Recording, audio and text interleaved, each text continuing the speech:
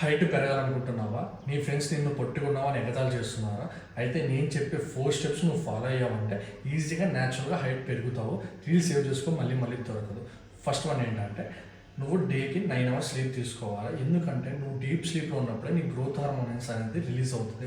Second one అంటే high protein food అంటే like chicken, paneer and vitamin D and calcium ఉన్న food, leafy vegetables, milk, curd and morning sunlight పూట ఒక 20 minutes.